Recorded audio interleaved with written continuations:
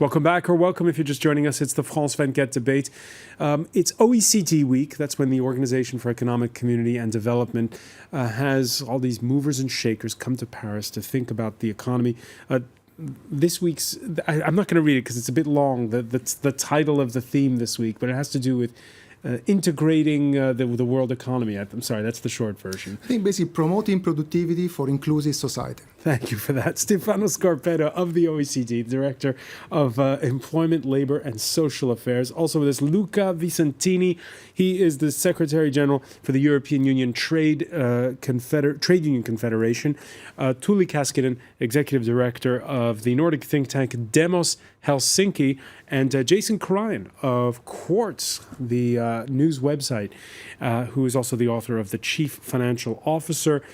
Just before the break, we were wondering if there were going to be any jobs in this digital age. With the turmoil, we're saying everyone, no matter what their job, is saying that their job description changes every year. And it is becoming leaner. And we're seeing, Stefano Scarpetta, something like people who work in the archives department. And in this organization, there's many fewer of them. Secretaries, almost none. And now they're just one or two administrative assistants for the whole newsroom. That wouldn't have been possible 20 years ago. I mean, there are new jobs that only a few years ago we were not even dreaming of having, right? And there are jobs that exist that were very solid that are disappearing. So there's a lot of changes. We have gone through that in the previous industrial revolution. There was a lot of disruption. A lot of jobs disappear, but new jobs emerge. So the big question, I think, is this time going to be different? And I think there are some elements which may point in that direction because the speed of technological change, of the digitalization of the economy, is very fast, much more rapid than what we had in the past. We have done some analysis. There is a lot of uncertainty out there. I mean, nobody knows what will be the jobs in 10 to 20 years' time. But we know what are some of the skills that will certainly be in high demand, and maybe some of the competent skills that will be maybe not in such high demand. When you do the math, we found that maybe there will be, 10% of the job that in the next 10 to 15 years could be automated, or at risk of being automated. There will be another 30%, which a significant part of the task could be automated. So what do you say to somebody who's watching us, who's got kids, who doesn't have a lot of money to send them to a fancy university, who's from a blue-collar background? What do you tell them to do with their kids? What do you say? First of all, the jobs will evolve, right? So even if the task will be performed by machine, by robot, by computers, there will be other things that that particular job will involve that certainly would require human beings. We are much better in dealing with complex situations. We are what we call the social intelligence, interacting with people, interacting with situations which are not well structured and so on and so forth. But let me say we need a big investment in education, not only in STEM. I think we need a big investment in education for the skills of tomorrow, and we need a big investment which has to be public and private for those already into the labor market to help them acquire this new skill that will be needed to be complementary to the machine, complementary to the robots. This is not going to happen per se, and you cannot ask individual workers to invest on their own human capital because they might not have the resources or even the knowledge about what they should invest on. This requires a big investment. I was going to say, Luca Vicentini, are you reassured by what Stefano has to say? I fully agree.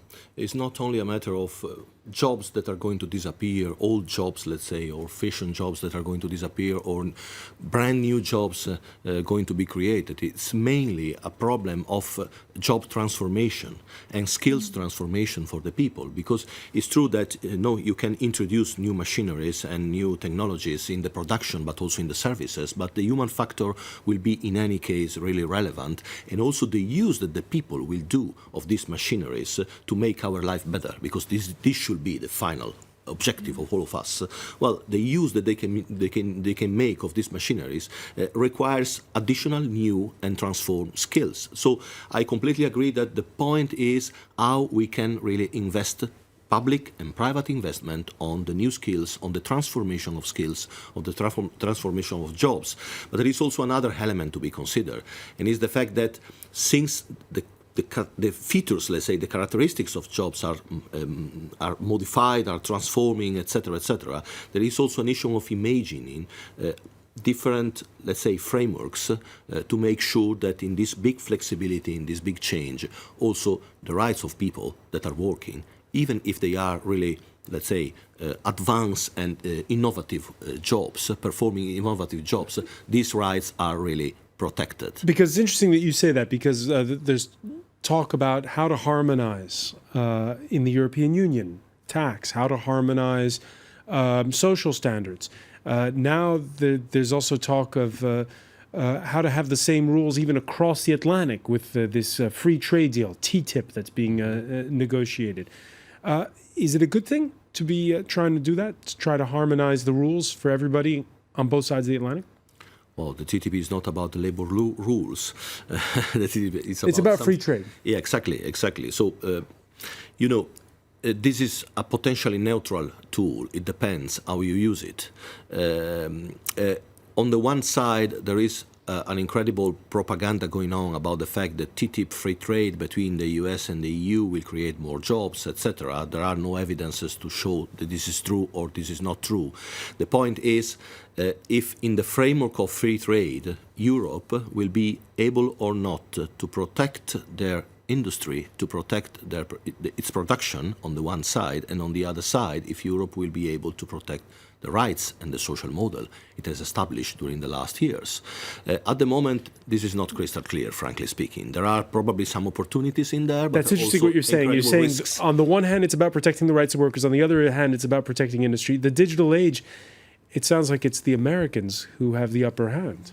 Yeah, sure. But, I have a task to deliver as a trade unionist, and the task is that I have to protect the people I represent, and I cannot accept that they are simply their rights are simply destroyed because there is an ideology going on. So the point is, which are the concrete advantages that can come from companies, people and economies from this kind of agreements? So if the advantages are for all, if there is a win-win agreement, we are absolutely in favor of that. But if it comes to an unbalanced situation where this is simply used to make the interest of few, a very little group of multinational enterprises at the damage of the local economies, for example, and the people that are working in these economies, well, this is something on which we should reflect a little bit more. All right, that concern for local economies certainly weighing on the conversation. The slip in support for the TTIP transatlantic trade deal has slipped dramatically. Even in trade-friendly Germany, support has gone in 2 years from 55% to 17%. And by the way, same story there on that graph, Jason Karayan, over in the United States. There's this feeling that, does that mean that we're going into a world now where when it comes to all these rules on how we work, how we hire, how we fire and everything, it's going to be everybody withdrawing, protectionism? Yeah, well, I mean, that's it. That's the kind of over the prevailing debate that we hear amongst politicians with Brexit, or with, you listen to Donald Trump or any other number of similar politicians, I think, for sure. And I think some of that reflects a lot of what we've been talking about. I think the digital disruption of labor markets, it's very dangerous to say this time is different, because it's usually not. But over the long term, you would expect, if things go as they have been in every other major age of technological change, that we will end up more prosperous, more productive. But in that interregnum, in that period where there is massive dislocations, and it seems that the speed of and the advance of technology now is faster than perhaps anything we've seen before. That hasn't slowed down yet. That is a very uncomfortable spot, and that's where you see, for example, the populists here and in the U.S. and the U.K. And Eastern Europe rise in that void. And so I think that number there, they're wrapping up free trade, which on balance in a frictionless world is probably a good thing, with some of those other issues around labor protections, around their own job, around their own incomes. All right, you mentioned Donald Trump on Sunday in a speech to veterans. The Republican frontrunner turned to one of his familiar mantras, trade.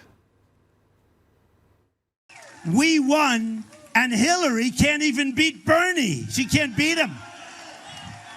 And beating Bernie would not be tough, in all fairness. Although he is right about one thing, trade.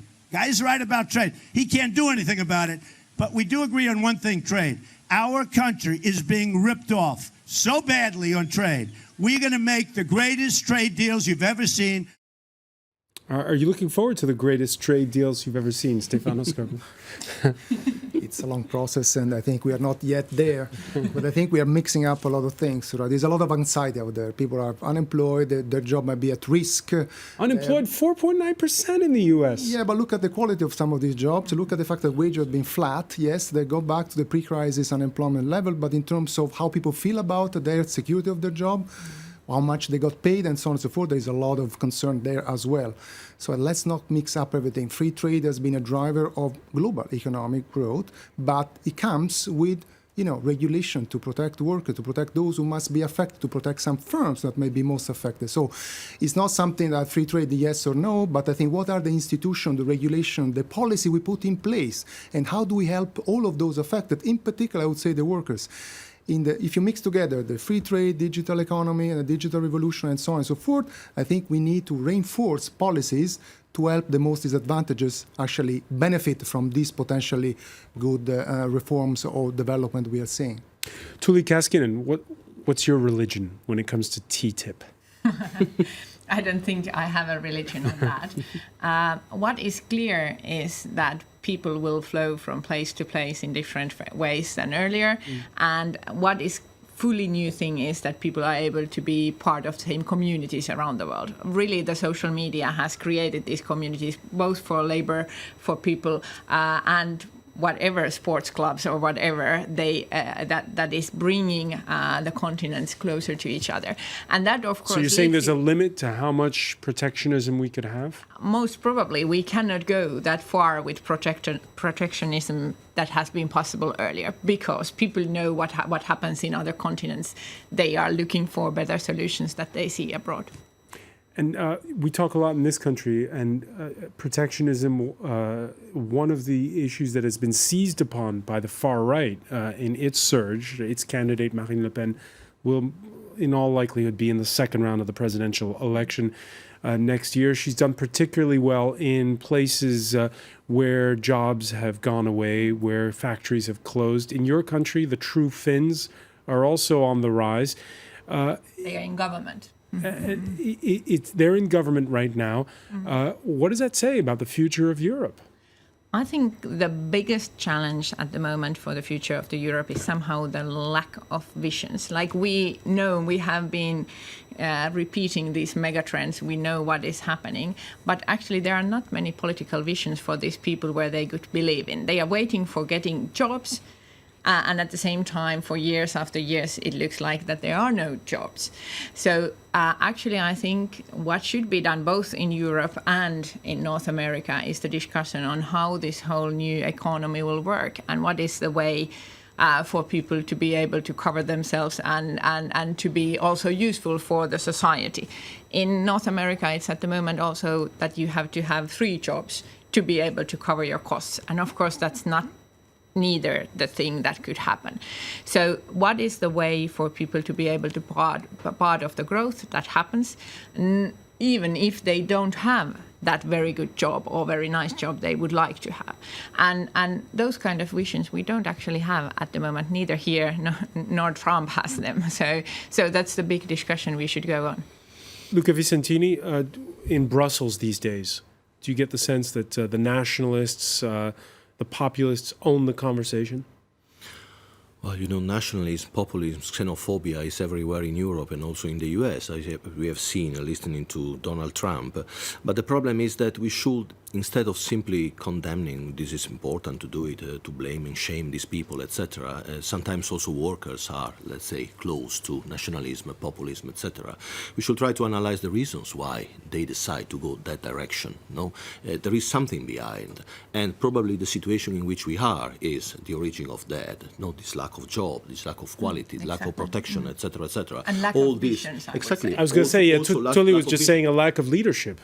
Yeah, also lack of leadership. Sure, but the lack of leadership is also behind the fact that Europe and the Western economies, let's say, have not been able to put in place the right solutions to the incredible challenges that we have in front of us. Not only the crisis, but also the transformation in the digital economy, the greening the economy, the climate change. All these elements have not been tackled in a proper way.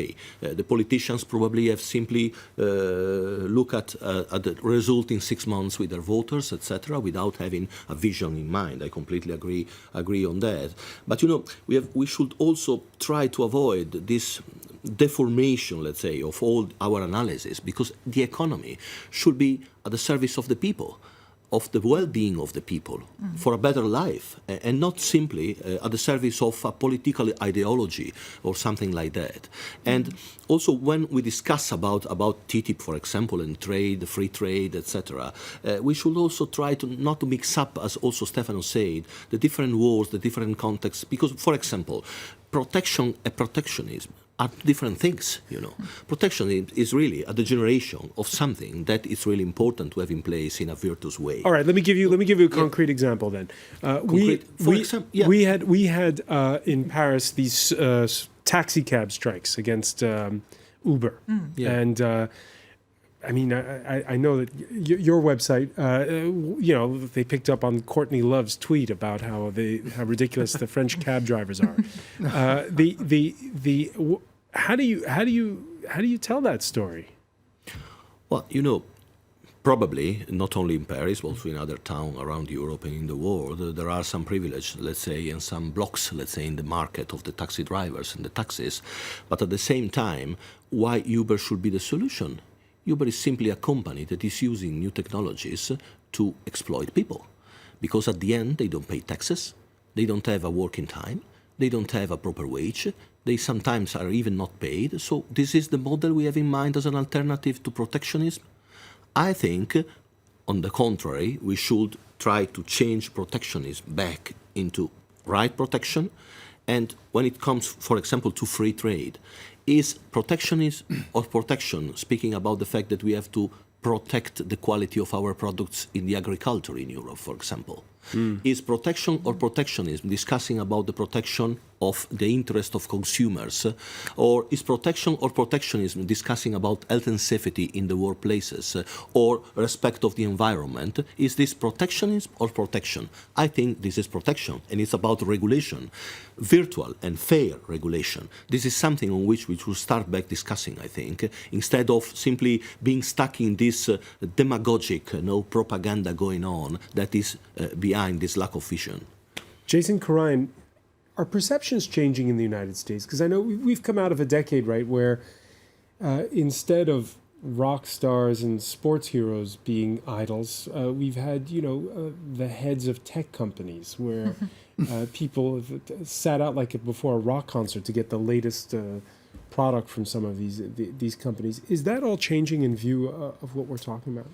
Yeah, that's a pretty interesting disconnect. I think that you look at Tim Cook of Apple or Elon Musk. It's kind of this hero worship of these corporate bosses who you definitely wouldn't expect to see that before. But at the same time, you have the rise of Trump and Sanders, who are as far from sort of mainstream corporate world as you can get. And I think that just speaks to the dislocations that are happening now, driven a lot by technology. And I think back to the Uber point, the one of the more interesting things happening in Uber now is that they're experimenting with self-driving cars. And so forget the traditional taxi drivers angry at the Uber drivers. Now Uber itself is going to disaggregate its services from the sort of flexible workers that it had before and to perhaps no workers. And then the people who used to drive the cars will be mad at the algorithms that now drive the cars. It just moves on. It's amazing. And then the question is like, who owns the Uber? Who are the people who gets the value out of it, and how that should be shared? And I think that's the big vision that is lacking at the moment, because now all the money goes to the owners, and that's of course not the way we would like to. Can that change? I think it should change. Not only can. It should change, but will it? Should change. Yeah, I think we need the new, better regulation. Uber is a perfect example. It's providing us services. People actually like the service. It's a complementary service to the traditional taxi driver, but cannot go unregulated. I mean, workers that working for Uber need some protection. I mean, 19 of the 34 OECD countries, if you're an independent worker, you're not covered against the risk of unemployment. In 10 of the OECD countries, if you have an accident, you're not covered if you're an independent worker. So there are ways in which we can extend and provide protection on basic things like unemployment, work accident, and the old age pension by extending some basic rights to everybody. And then the question is that Uber should pay taxes. Yeah, Absolutely. which is Right? quite And a big certain thing. services have to be done under certain conditions. There are ways in which we can and we should intervene. The digital economy is evolving, create great potentials, but I think it has to be accompanied by better policy. And let me say, policy that advance the changes, not just respond to what we see happening in the digital economy. We're going to leave it there. Stefano Scarpetta, I want to thank you. I want to thank as well Jason Karayan, Tuli Kaskinen, and also Luca Visentini. Stay with us, though.